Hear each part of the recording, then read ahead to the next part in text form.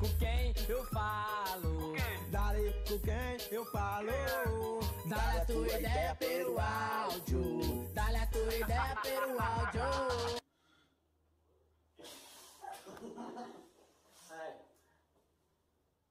Dessa vez nós vamos aprofundar mais nas férias. Quando entramos de férias, pensamos que vai ser assim.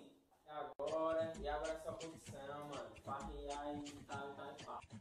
Tamo passado. Mano, agora é só curtição. Bora viajar pra praia. Mas na verdade é assim. Fala uma coisa, Júlio. Não faz Por quê, mano? Ô, mano, calma, mano. Às vezes eu penso que eu tô na escravidão.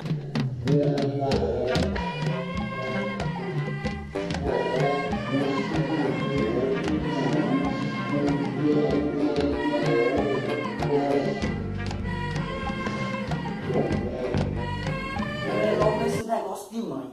Quando o boletim é bom, tudo bem. Mas quando é mal, meu amigo... Boletim bom é aquele boletim que é rasgado, escondido e intocado. Mãe! Oi, o que é?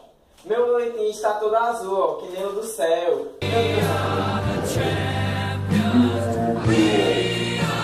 Mãe, a senhora gostou da minha camisa? Gostei, por quê, menino?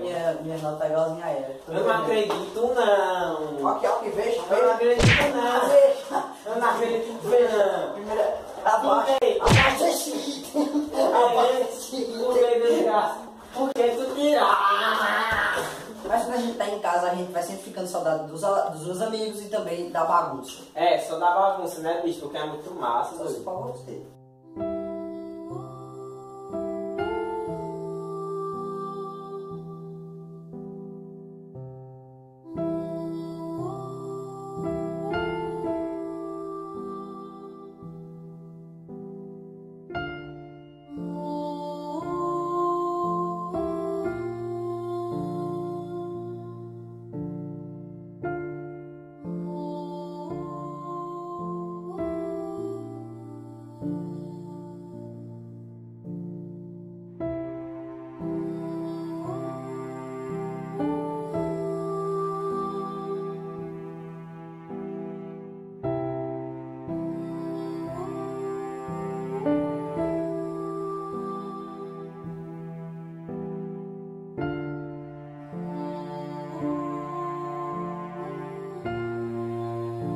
Realmente, a bagunça é a melhor parte do colégio.